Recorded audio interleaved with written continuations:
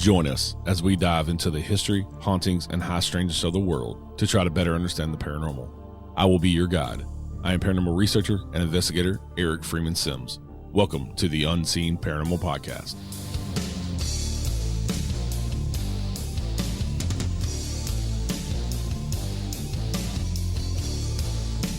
Hey everybody, welcome back to the Unseen Paranormal. I'm your host Eric as usual.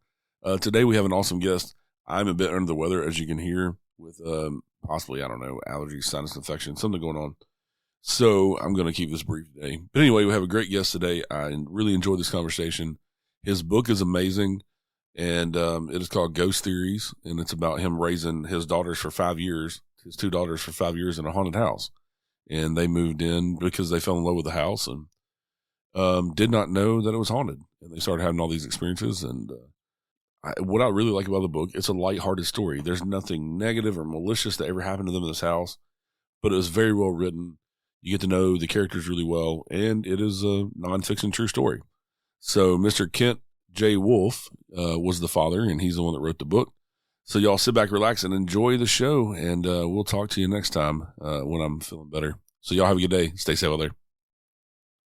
Hey, Kent, thanks for joining us today. Eric, thank you for having me. Yeah. I come across your book on Amazon, and I was like, I love these type of books about people's firsthand encounters with moving into haunted houses and haunted places. And like we were talking about before we started recording, I love how you wrote it as well, with all the feeling in there and the things that were going on in your lives. And so everybody kind of gets a picture of you as a person, and also your daughters and your girlfriend at the time and all that stuff in the house, so you can kind of picture it. I love that kind of detail instead of just the ghost stories. Oh, thank you. Yeah, it was, we were just basically a normal, mundane family that happened to move into a haunted house. So it was pretty interesting at the time. But like I say, it really wasn't anything that we were looking to do. We just fell into it. Yeah. And you kind of give some backstory about why you picked this particular house to rent. You kind of, when you were a kid, moved onto a farm for a few years and kind of fell in love with that life, but then had to go back to the city. That's correct.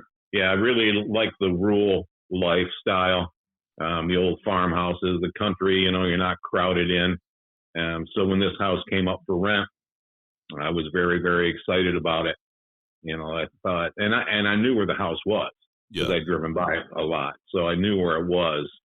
I was a little excited also that their rent wasn't very high. It was probably $150 a month, maybe $200 a month less than what was on the market at that time. Yeah, and this was back in the 80s. Yeah, it was in the mid 80s. Yeah.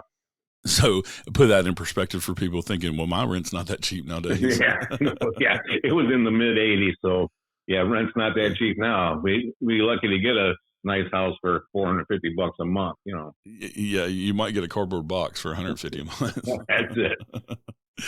And so, like you said, you've driven by this house many, many times and kind of was familiar with it. And so you start out the book with you and your girlfriend at the time going and looking at the house. Mm-hmm. And you had an interesting experience the first time in there. It was interesting. And, I really didn't know what was going on at the time. If it was just excitement for being, it was a great old house. I mean, it was built in the 1800s. So it was a great old house, all the original woodwork and all that. So it was kind of exciting. And I was in a crunch because I had sold my other house, so I had to find something to rent, within a month. Yeah. So we just fell into this. So I was very excited about that. And so, initially, I didn't realize that Maureen, my girlfriend at the time, was having any type of, thoughts or feelings or anything like that. I really can't explain it. I thought maybe it was, he had just varnished the floors and stuff like that. Maybe it was fumes, but it was quite the feeling, and very, very strong. Yeah. And it's interesting how people, I've heard a lot of people describe when they buy older houses, they're kind of drawn that way, like that. Mm-hmm. and into renting them as well. Like, I just belong here for some reason. You just have that overwhelming feeling that I'm supposed to be here.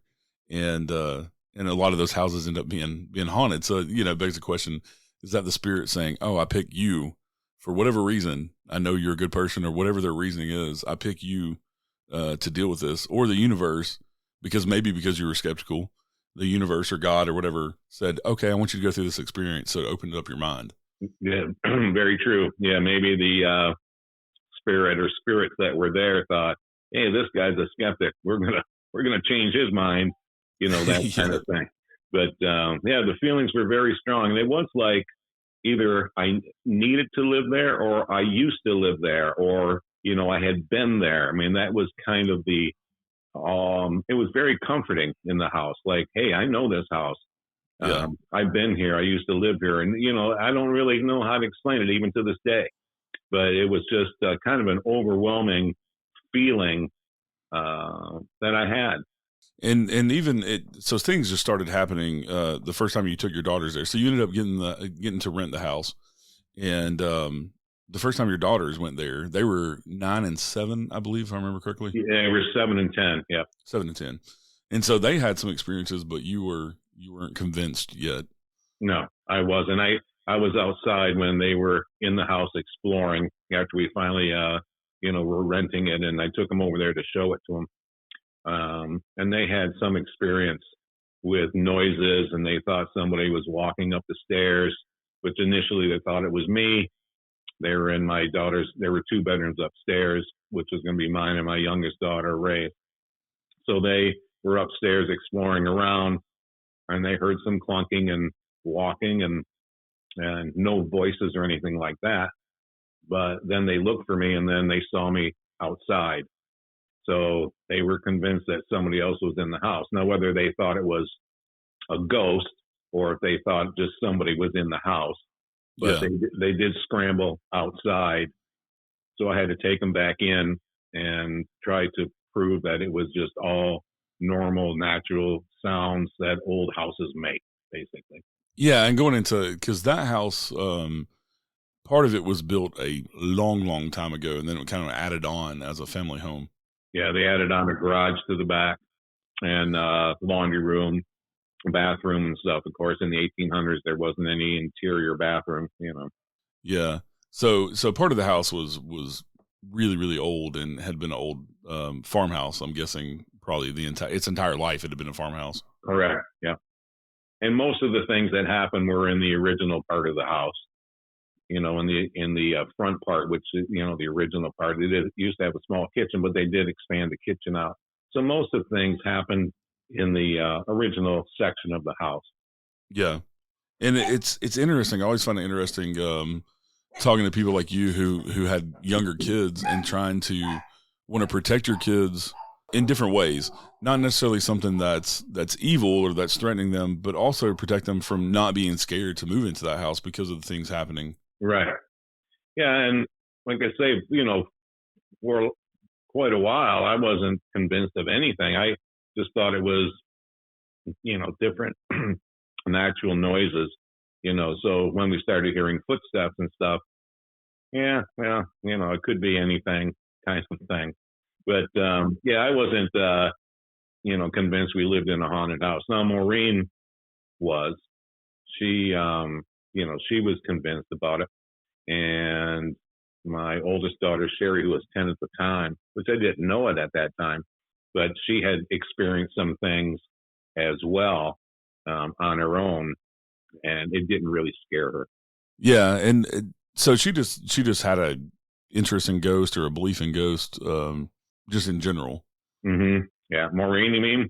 Yeah, Maureen. Yeah, she did. She believed in that it was all possible and so forth. And she was always trying to convince me, and anytime I tried to explain it away, she had a reason why I couldn't explain it away, and it was some type of paranormal activity, which, as the longer we lived there 5 years.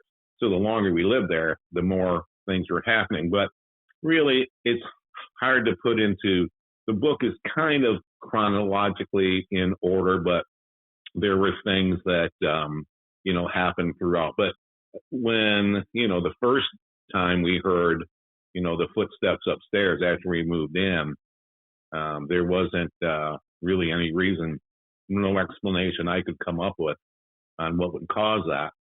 Yeah. And it was always, it was always upstairs, just, little footsteps. But, these things weren't happening every day, or they weren't happening with frequently. I mean, we could be there 6 months and not experience anything. Yeah. And then things would start happening. And I believe that there were things we didn't even notice, with items that came up missing that I explained in the story. There were items that came up missing or moved or I always thought, well, it was just misplaced. I never connected those dots. One time my wallet came up missing, and it was always on my dresser, and I thought maybe the girls were playing a trick on me or something. But when they went to school, I went upstairs, and lo and behold, there it was back on my dresser. Excuse me. And we couldn't, I couldn't explain that, like where that was or how it wasn't there and suddenly it was there. But at that time too, I wasn't really thinking, anything really paranormal. It like maybe we just missed it or somebody put it back and, that kind of thing. Yeah. Yeah. So did it seem to, I know it started out with like footsteps and the door slamming. Did things seem to escalate over time to like get, because you're talking about now things are kind of disappearing and then reappearing. So did it seem like things ramped up? I know in other houses, even my own house is haunted, and like you're saying, 6 months, nothing would happen, but then a lot of stuff would happen. Right. Yeah, it ramped up a little bit, and it started after Maureen and I got married and she moved in. Things would, happen more frequently. And maybe, maybe she just pointed them out. I know there was one section in there where there was absolutely no explanation. That was the bathroom, when we were in the bathroom, that there was no explanation for that at all. There's no way that something like that would happen without anybody actually physically being in the house. I mean, a living person. There's really no way that would have happened. And that's when I started changing my mind a little bit, like, well, maybe there's more to this than animals walking on the roof or, little things disappearing. And I thought they were just misplaced, that kind of thing. That really piqued my interest then, because I was never really, I was skeptical of, well, and like I explained in the book, with thousands of years of people dying, and if you can come back as a ghost, why aren't we overrun with them? That Right. kind of thing. Well, Maureen had an answer for that. She said maybe after they crossed over, they said, screw it, I'm not going back. Yeah. Who knows? I can't explain it, but, I don't know, even to this day, I could never come up with any explanation of what happened when we were in the bathroom there taking our bath together. We were married, so it was okay that we did that, but yeah, no explanation for it and no reason. I couldn't come up with anything. Yeah. And over time, how did it affect your daughters? Sherry wasn't afraid. She had, no problem living there. I mean, the girls would actually be home by themselves after school for maybe a half hour, an hour every day. Sometimes Sherry would be there by herself.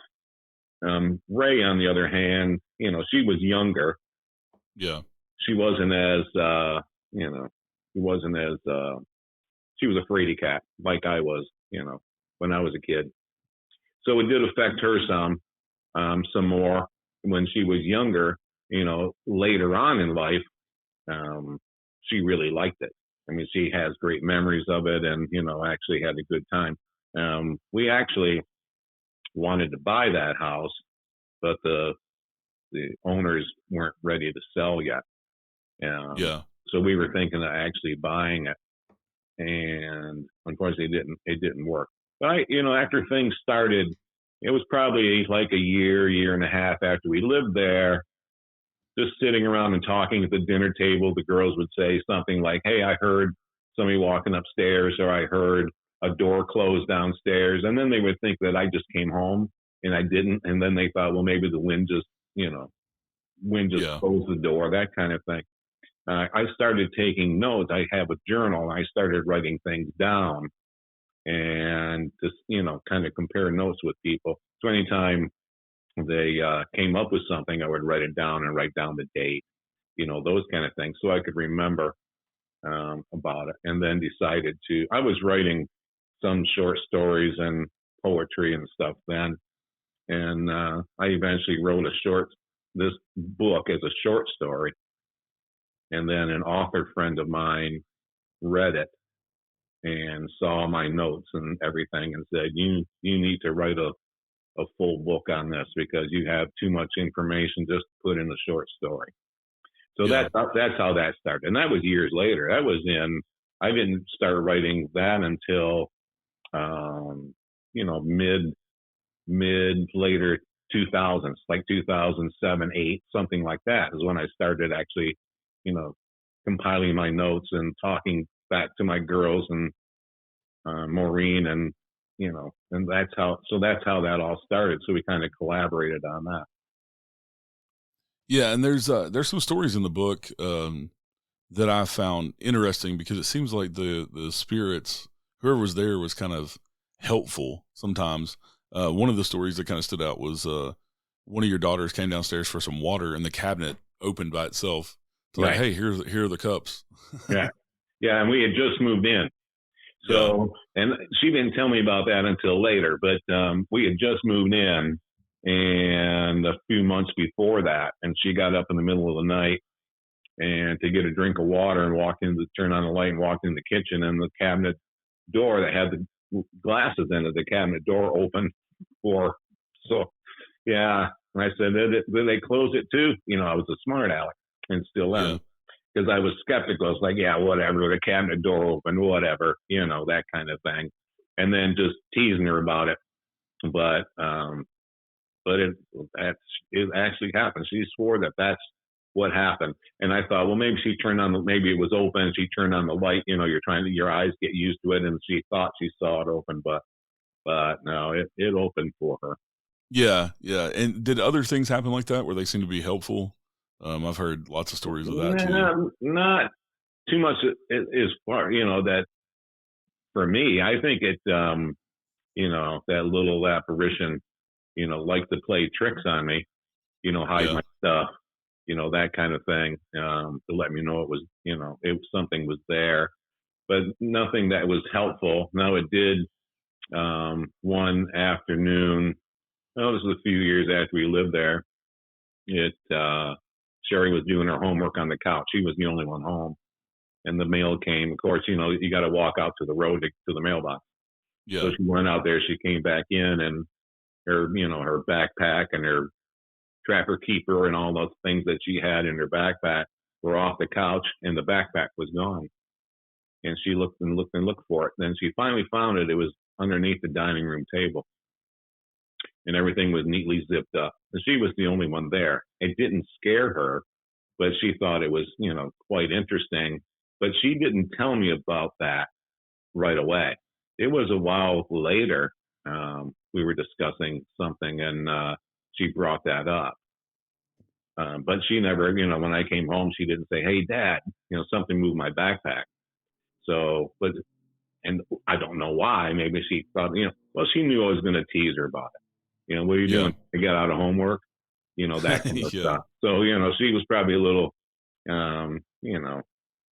hesitant on on bringing that kind of stuff up. But Yeah, and in the paranormal world, we have the two different hauntings that we believe happen. We believe there's intelligent things, that interact like that, like opening cabinets and like hiding stuff, kind of tricksters.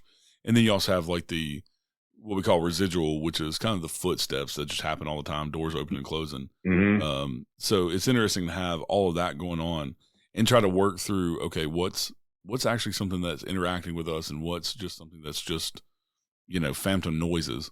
Right. And are they trying to communicate with us? Are they trying to, say something to us? Right. And that's and quite a few things would happen, on a beautiful summer day with the windows open, and it wasn't anything, where it was always in the middle of the night.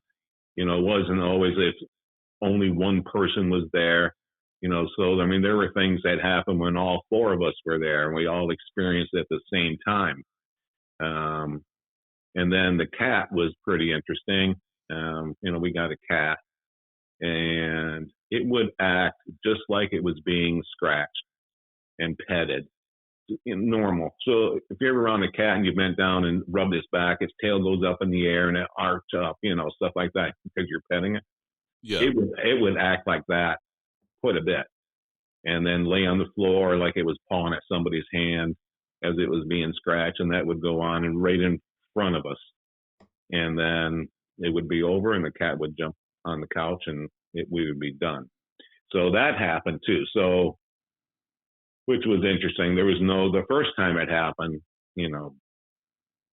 all the girls were freaked out about it. And so I tried to say, well, maybe maybe the cat's getting sick, so just leave him alone, so, because, we didn't know, Maureen and I didn't know what was actually going on, but, it happened quite a bit, and it happened in front of other people.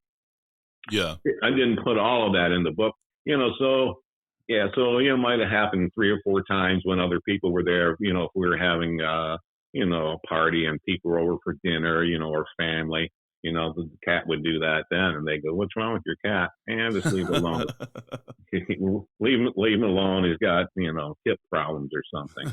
I wasn't about to explain all of it to him, but my family knew. My family, a couple of my sisters were there when things happened. And we just kind of explained it away, like, no big deal. But it's interesting though, because it got to the point where we would hear something or something would happen, we would just ignore it. It just became like a ordinary, everyday occurrence. That wasn't every day, but just an ordinary occurrence, like somebody walking, across the floor upstairs.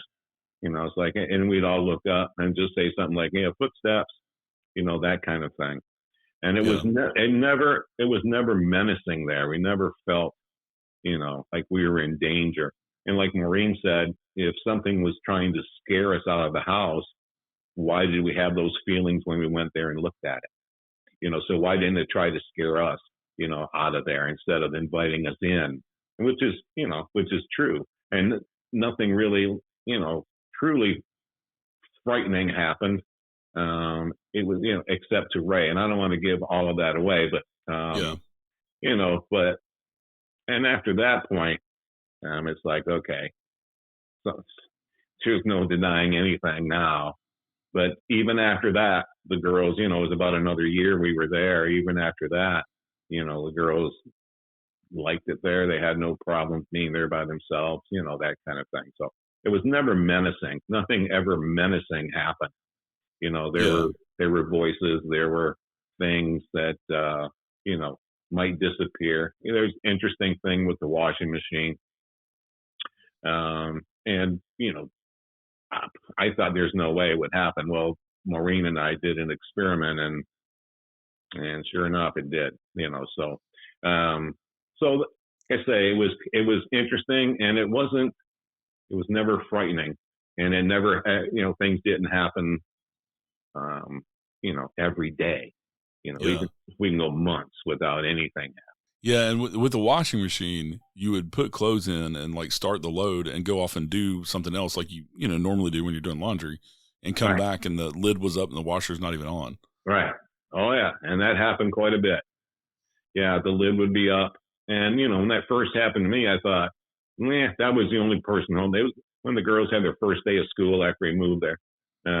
I was home for the day, took the day off, doing chores and doing laundry, and went out and mowed the lawn, and thought, well, I'll come in and throw the clothes in the dryer. Well, the lid was up, and I just told myself, well, that was stupid. Would you do that for? Well, then I remembered as I was eating, I thought, well, wait a minute. When I was closing the lid, it slipped from my hand and slammed down.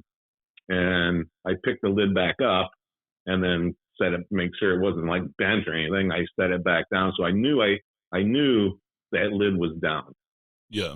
of the washer. So I had no idea why it would come up, and I never mentioned it to Maureen.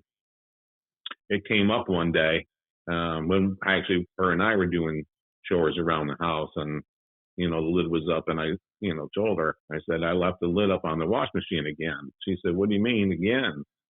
I go, well, it's happened before. I think I put it down and I come up and the lid's up. And then she said, that's happened to me. And I thought it was just me. I go, well, wait a minute. Let's compare notes on that. So Yeah.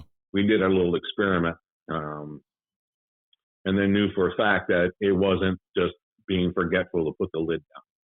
But it was interesting. It was only the washer, not the dryer. The dryer door, when you close the dryer door, it wouldn't go back in, and the dryer door is open.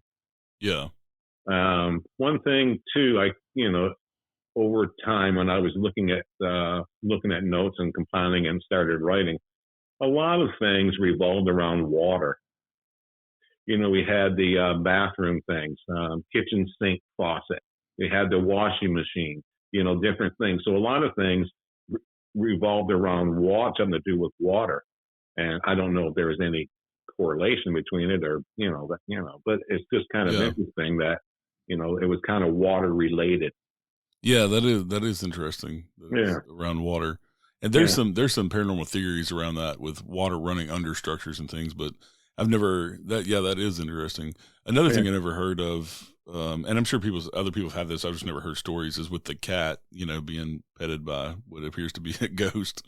That's interesting. But also one of the things that we talk about in the paranormal a lot is like cold spots, and you had a lot of interactions with cold spots on the stairs and other parts of the house as well. Yeah, the cold spot I never noticed. It was on the stairs, and we lived there probably maybe 8-10 months, maybe a year. One day I just walking upstairs after work and went through, felt like a little cooler part, like a little cooler part of the stairway. And I thought, well, maybe windows open, it's just a breeze. But it was 90 degrees out and the window was open, but it wasn't blowing any cool air.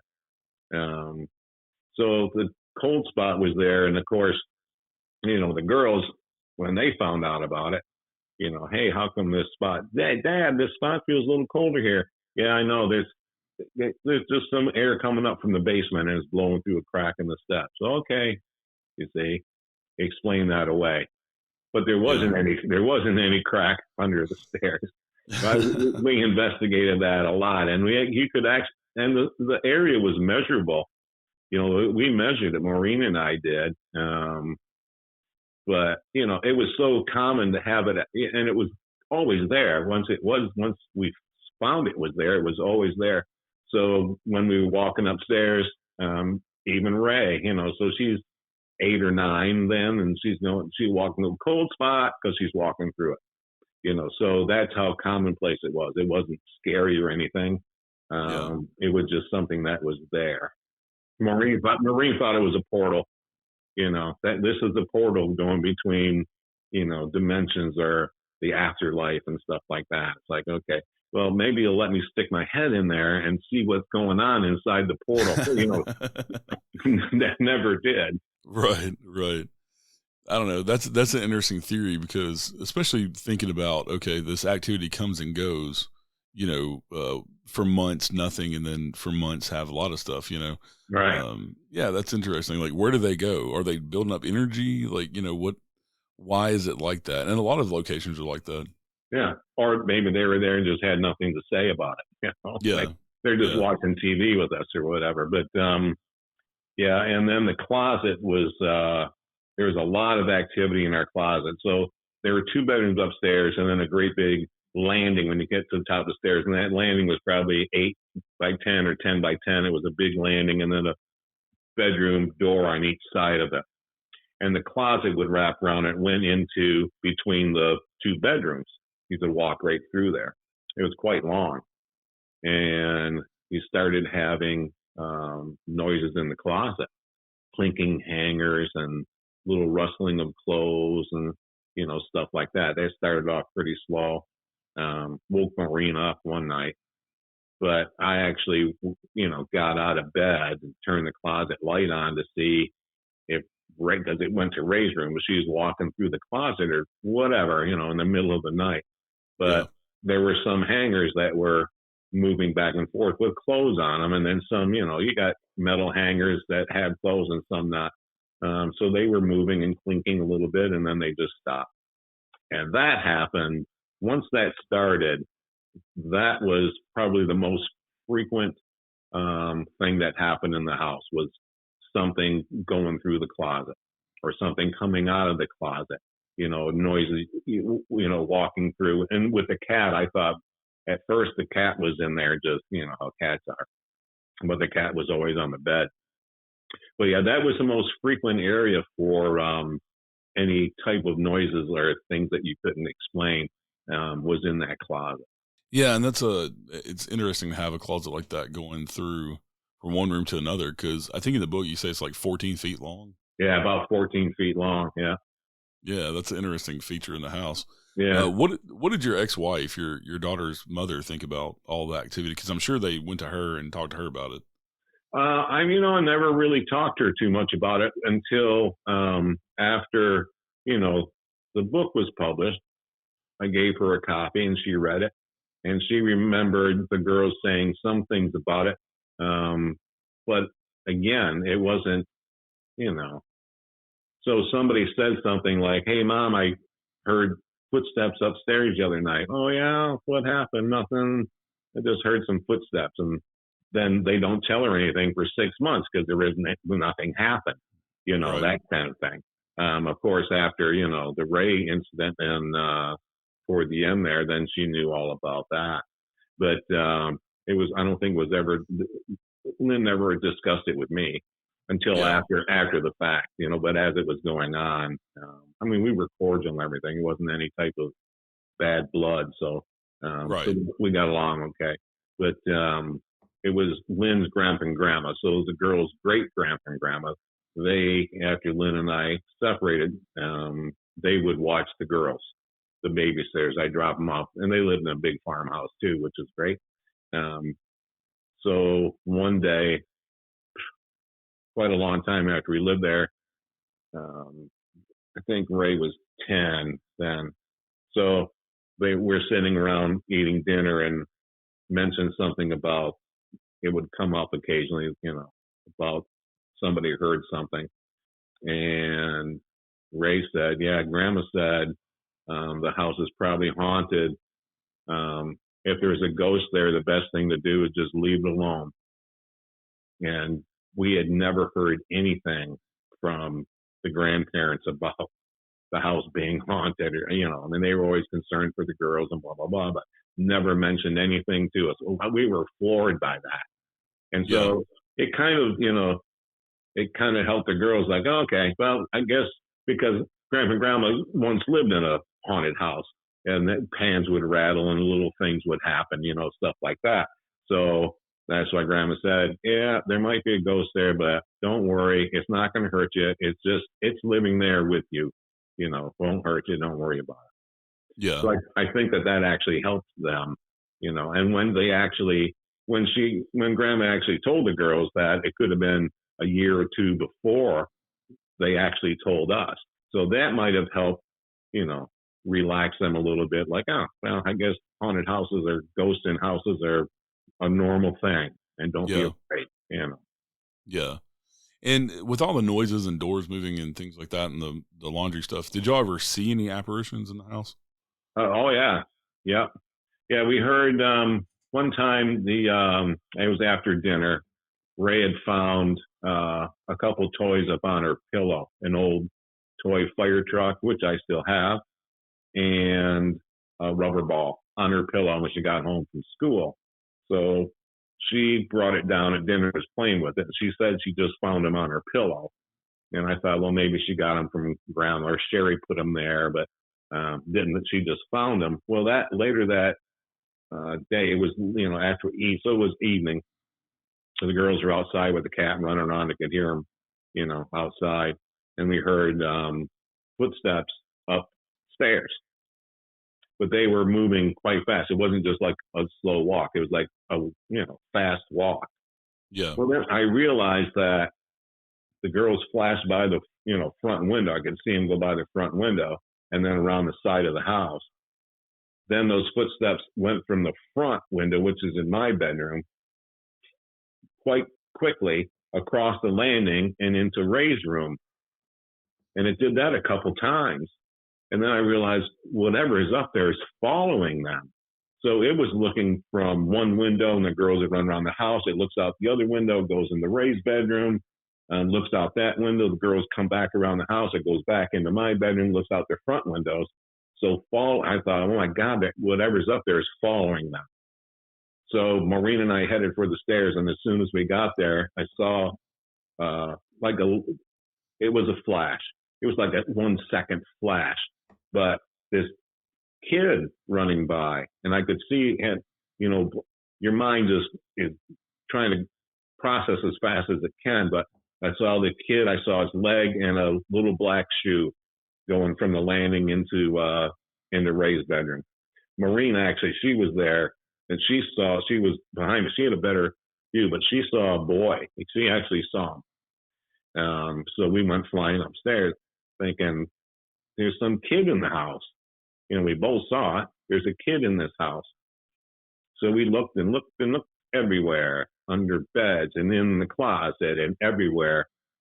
Actually tried to scare him out of the closet, which didn't work too well. Maureen scared the crap out of me, but but there you go. So it's like, okay, now we need to come to grips with this. Yeah. We thought about moving, and like Maureen said, I don't think it's trying to scare the girls. If it did, if it wanted to, why didn't he appear to them? Yeah. That kind of thing. She said it was kind of made sense at the time, but I thought, my gosh, if it ever does, now Sherry might not care, but Ray's going to. Yeah. And then I felt a little uncomfortable. From that point on, it's like, okay, hearing footsteps is one thing. Seeing something is totally different. So it's in my room, it's in Ray's room, it's in the upstairs, and we hear it, quite frequently. And so now I know what we're hearing. So, but I asked myself this question: why would, if it's walking around the house, how could it physically make noise on the floor unless it was actually there? Right. And then how does it disappear? Well, I have no answer to that. But it's always intrigued me, like, is it always something always walking around upstairs? Is he always there? But we only hear it when he wants us to hear it, or some other reason, so maybe it was there all the time, but we couldn't hear it all the time. I don't know. I have no idea.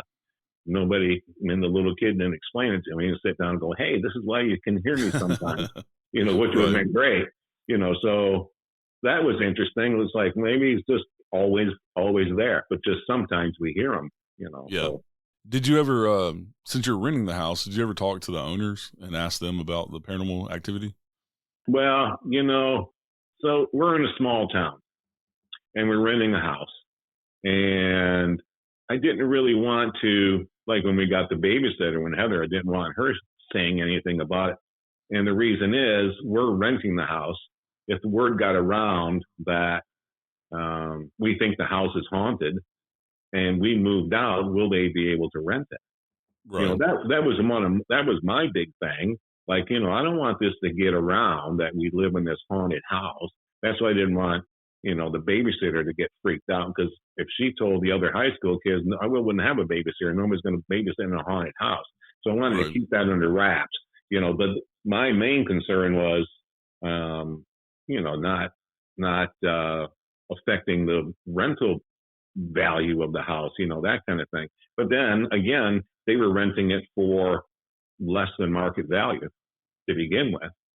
And the babysitter that we had, Heather, she had heard from her dad that people moved in and out of there frequently because the house was haunted, which, that's the first we heard of it. We lived, 12 miles away in a different small town. They didn't know anything about, that area too well. but Yeah. we never heard anything about, nobody said, hey, there's a haunted house there. So we didn't know. So is that a reason? Maybe they couldn't, maybe they couldn't rent it. Maybe other people knew, but I mean, Heather knew, and she, went to Grand Ledge schools. So she had heard that the house was haunted, and Yeah. she actually brought that up, that she heard the house was haunted. And I said, well, we charge more if you have to watch ghosts too, that kind of thing, just trying to be a smart aleck. Yeah. But, so anyway, no, we didn't really discuss it a little. After we saw the boy, when Maureen and they just lived a quarter mile down the road. So we'd walk over there and pay rent, the landlords. And so I did ask them, I said, hey, have you, of any kids that, died in this house? And they said, why? And I said, well, Ray found some toys on her, and from like little boy toys. And then they said, well, why would it matter if they were dead? Well, actually, I told them, I said, do you know if anybody's lost any, children in the house? And Cap said, you mean missing or dead? And I said, no, dead. So, but that's as far as we got. Yeah. We did tell them later why, and I think he knew. He would ask me, actually paying rent or just coming down, or we're chatting or something, hey, hear any noises in your house, that kind of thing. Yeah. Which was we had some animal problems in the attic. So after that, he'd say, hey, you been hearing any noises? Which was always interesting. And I go, no, why? I'm just curious. He never said anything. Like he's going to say something like, oh, by the way, the house is haunted, keep an eye Yeah. out for it. So we never did have any real long conversations about it. And when we did, they said, no, we lived there a long time too. We never noticed anything. Now, whether they did or not, maybe they didn't want to say, again, because who wants to rent a haunted house if it was? Right. Yeah. And back in the 80s, I mean, it's a completely different time with pop culture and stuff. And, nowadays it's like we're talking now, it's a lot more out in the open, and Right. and a lot more people are, talk about ghosts and hauntings and paranormal things. So, well, sure. Yeah. Well, back then there was no internet, right. And which, think about that. I mean, you and I wouldn't be talking if it was 1985 because you wouldn't know anything about it. Right. So yeah, there was no internet. There wasn't anything to research. There was, so you had newspapers, you had radio, TV, magazines. But there might be a fleeting story here or there about some haunting somewhere, but it wasn't out in the open. It wasn't prolific, so it wasn't easy to find, so we couldn't research, we didn't know who used to live there. So we couldn't, research that, find them online and, go knock on their door, that Right. kind of thing. So yeah, it was a completely different time, as you know. I mean, before the internet, really the lines of communication was telephone, TV and newspapers. Yeah. So, it's really hard to find. I mean, obviously there were books, about haunted houses and so forth, but not specifically about the house that you're living in. Yeah. And that's why I was curious if you'd ever talked to the owners. Cause for me, my curiosity to be, like yours was, who's haunting the house? Who's this little boy? What's the story Right. here? Right. Yeah. Yeah. And I was adamant that nobody said anything. And Maureen, she would say something to her sister and mother and stuff like that. But I didn't want her discussing with the girls or the babysitter with Heather. But, of course, those two talked about things anyway behind my back because they knew I was, not maliciously, but they knew I just, they both believed the house was haunted. And they knew that I didn't believe it was haunted. A lot of that was because I didn't want the girls to find out. I didn't want them. I didn't believe we were in any danger, and we weren't in any danger. I mean, there wasn't anything, malicious going on. So, hey, I don't want to have to find another place to move. So don't scare the girls. And so now they don't want to live here anymore. So that Right. was my whole thing. Nobody's in danger here. Yeah. Just some noises until we saw the boy. And then things changed from there. And that's the only reason we mentioned anything to landlords about it, or I did, to see, if somebody died. And they did. Two boys, they heard that two boys in the early 1900s died of the influenza that lived in the house, which is probably true back then. If people were dying all the time from the flu, So, Right. all right, well, now I've got my answer.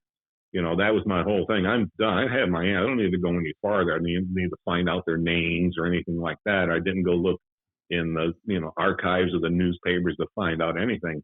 That's all I needed. Okay, so maybe that's what it is. Maybe it's the boys or both of them. Who knows? Yeah. That are still there, off and on. So hey, who knows? Maybe they can come and go as they please. Maybe it was a portal in the stairway. Maybe they can go wherever and they can come back, later. Hey, let's go see what's going on at the old house, kind of thing. Yeah.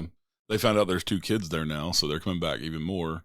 And I didn't really want to say anything, but later on I thought, maybe it did have something to do with that. Maybe, hey, there's kids here. Maybe that's why they wanted us to move in, because now it's going to have two kids there. Maybe that's why this little apparition wanted us to live there, because it knew that we had two kids, and it's a little kid, and that kind of thing. So maybe there was some interaction there. Maybe that's part of the reason. I don't know, but I thought about that afterward. I thought, well, maybe it knew that we had two kids. Yeah. It's a fascinating, amazing story. Do you know what ever happened to the house?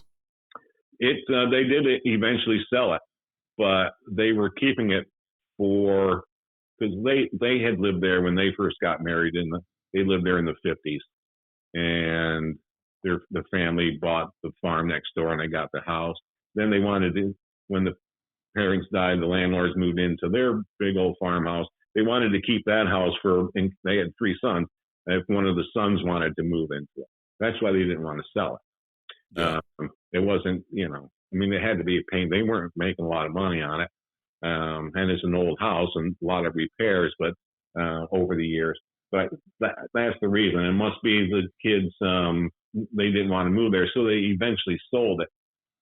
Now, when Sherry got out of high school and was working at the school with Heather, who used to be her babysitter, one of the boys she was talking to, came up to her and said, we're going to have to move. And she goes, oh, well, that's too bad. Will your dad get transferred? No. She didn't know where he lived. And she said, so where do you live now? And when he told her, gave her the address, well, that was the house. And she said, well, how come you're moving? Well, my mom hears voices and sees faces and she's afraid. Wow. And she goes, oh, interesting. And didn't push it, of course. I mean, he's a fourth grade kid. He's not going to push it. So he never went over there. So it has changed hands over the years. The garage and back is now gone.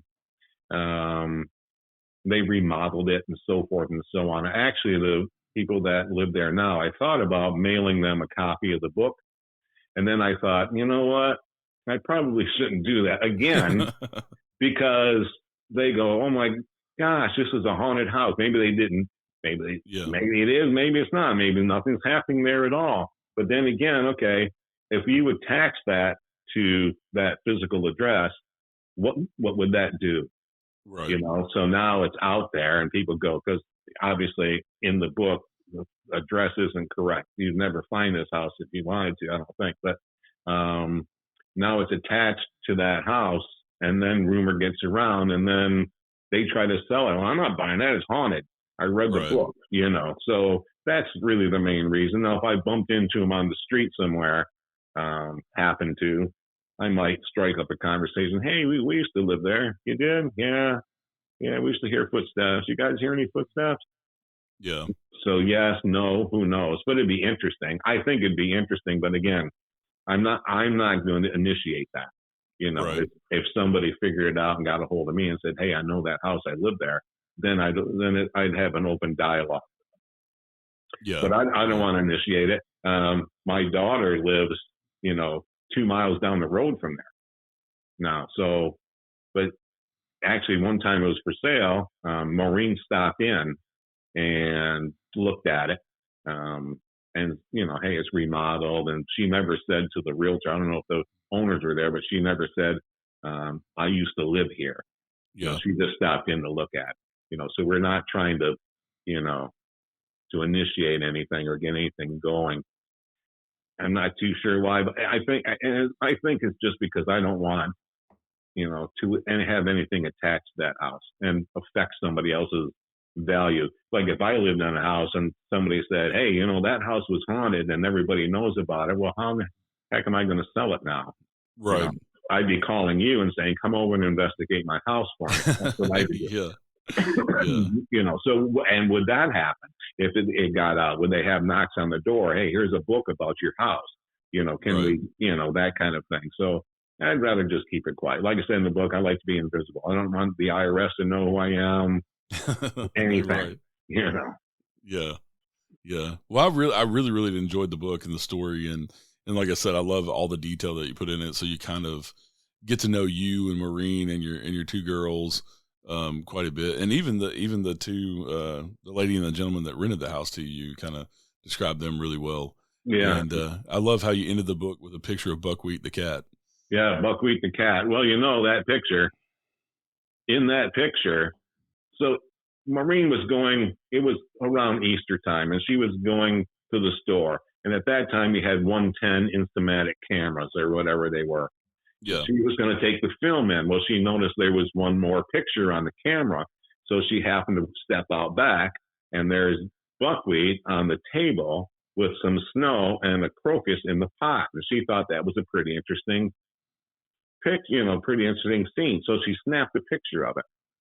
And then after it was developed, we were looking at the pictures, we were looking at them, and suddenly we said, "There's a face in that window." Oh, I see it now. I'm looking at the Kindle copy. It's a colored picture. That's the laundry room. Yeah. Yeah, it looks like a little kid's face. Yeah. So there's a face in that window. She goes, "Let me see it." And everybody I showed that picture to, some people see it, and then some people go, "Oh my God." So, whether it is or not, I don't know. You blow it up, it's blurry. It's from it's a 110 picture that's scanned on my computer. So It's a second generation picture. It's better in the original one, but it's just a small picture. But yeah, so that's the picture she took. And there's the face. That's the laundry room, and then there's the table, and then to the right of the picnic table, that's the kitchen window that looks outside. So yeah, you're looking into the laundry room windows there. Yeah, that bottom left pane of the window. Yeah, it looks like a kid's face. Yeah. Yeah. So we just happened to notice that. So there you go. I mean, is it proof positive? Nah. It could be my dirty underwear stacked on the dryer. Who knows? But, but that's what it looks like, So yeah. So just another little bit of aha moment there. Right. Yeah, it's interesting to catch that after you saw a kid spirit in the house. So yeah, and there it was, and that was not long before we moved. That picture. So yeah, so everybody go out. I highly recommend this book. I really enjoyed it. Ghost Theories: Raising a Family in a Haunted House. Kent, thank you so much for coming on and talking. I've really enjoyed the conversation. I love these stories. And it's also nice to hear stories about a haunted house that nothing evil or malicious or anything happened. Right. And like I said, it was not like we had a soundtrack where music where something's going boo-doo, boo-doo, like something's going to happen. It's just a house. It's just a family living in a house that actually had some funny noises in it. Yeah. All right, Ken, thank you again. Eric, thank you so much. I appreciate it. Thank you for reading the book. I'm glad you enjoyed it. Yeah, my pleasure. All right, everybody, y'all stay safe out there. We'll see you next time. Have a good day. Thank you for listening to The Unseen Paranormal. Join me next Wednesday with a brand new guest, and please rate, review, share, and subscribe on Apple, Spotify, or wherever you're listening right now. This helps more people discover the show. You can connect with me over on Facebook, Instagram, Twitter, or join us in the Unseen Paranormal Lounge group on Facebook.